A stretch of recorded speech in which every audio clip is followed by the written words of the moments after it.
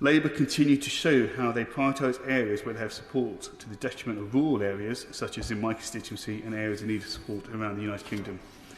Cuts to the Levelling Up Fund of 101 million and of 183 million to the UK Shared Prosperity Fund are disappointing. Well, Labour's back at it again, writing cheques they can't cash and calling it vision.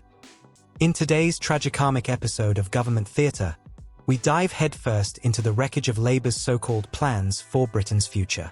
Spoiler alert, it's not a plan, it's a self-sabotage manual dressed up in red rosettes. £2.4 billion magically appears in day-to-day spending. But don't get excited. It's not investment, it's a fire hose of borrowed cash aimed squarely at masking the consequences of Labour's self-made disasters. And what do local councils get in return?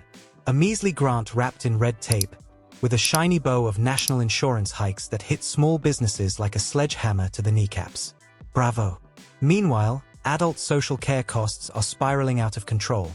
Because when Labour cuts fuel payments for the elderly, what could possibly go wrong? Apparently everything. And don't even mention housing. Labour promised 1.5 million new homes, but now we're staring down the barrel of maybe 800,000. If under-delivery were an Olympic sport, Labour would be gold medalists, on brownfield land, of course, assuming they ever get around to using it. And just when you think they can't sink lower, Labour decides rural Britain doesn't matter. Levelling up? Slashed. Rural services? Gutted. But hey, Labour-run councils in cities are getting bailed out with £823 million, because rewarding incompetence is the one policy they consistently follow through on. This isn't governance. This is fiscal vandalism in a red tie. I have said that we're going to do things differently. We're going to tell the truth, even when they are hard truths.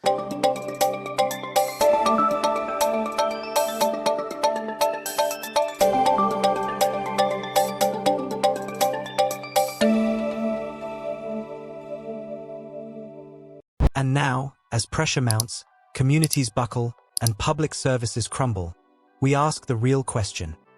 Will anyone in this government ever be held accountable?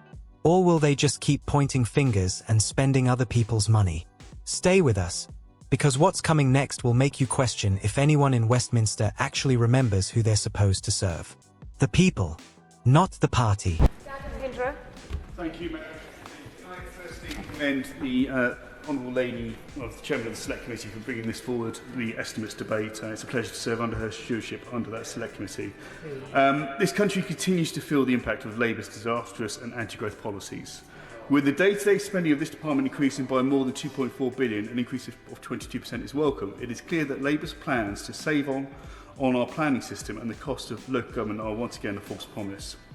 With £2.3 billion extra being given for local government resources grants, this is not money that will help our communities and local people, as 500 million of this is just to fund the Labour's detrimental increase in employers' national insurance, a tax which is hurting every business up and down this country and which is placing unsustainable pressure on key sectors such as the care and industry and those that provide early years care. Labour continues to U-turn on their commitments and their policies. The impact of changes to personal independence payments and their cruel cuts to winter fuel payments that were in place this past year can be seen in the increase in £800 million cost for adult social care, yet another example of Labour's headline mistake costing money. An additional £399 million has already been allocated for the Affordable Homes Programme, and continual rises for this are unsustainable. Labour are not going to deliver their target of 1.5 million new homes, with Savills recently predicting that as few as 840,000 homes could be built, significantly less than 2.5 million homes and 750,000 affordable homes built under the last Conservative government. Of course, will. Does my honourable friend agree with me that the problem with the government's housing policy is that they're failing to identify the right places to build the right homes, and until they do that, they are not going to deliver these eye-watering numbers, especially if they're relying on greenfield rural sites? I do agree with you, and we're fortunate that the Minister has a background in local government, so understands those pressures, and I look forward to further clarification on things like grey belt and actually building on brownfield first, which I think every constituency MP wishes to see, but which is not yet transposed onto things like local plans and the growth ambitions of this government. I was actually coming on to the Greenbelt, and actually the changes to the MPPF I don't think are going to solve the problems that we all have identified as the bottleneck of not increasing development on non-Greenbelt land. Labour's policies unfortunately simply cause damage. In the spring statement, the Chancellor claimed that their planning reforms would be the main driver of the reduction in borrowing that she has promised. However, there is no obvious reduction yet in the money given to local authorities, with the amount estimated for the day-to-day spending of local government up by 22% from the main estimate last year.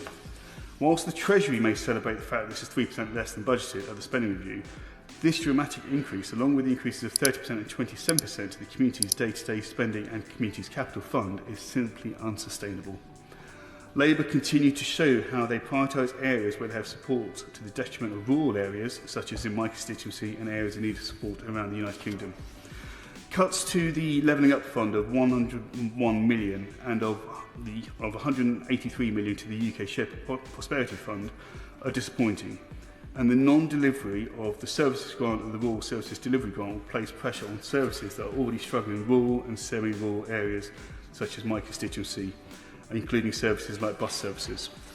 Instead, Labour rewarding poor financial management by Labour-run councils and mayoralties across the UK, with 823 million being used for a recovery grant and a funding floor, and the Labour-controlled Greater Manchester and West Midlands authorities receiving their first integrated assessments, which could have caused an increase of over 400 million in spending. Labour say they are cutting local government costs through creating unitary authorities, but this is not placing greater control in their hands at the expense. This places greater control in their hands at the expense of local democracy. These estimates show how little control Labour have over local government spending, and on that point, thank you, Madam Deputy Speaker. I wish to hear the words from the Minister on how he will support this matter.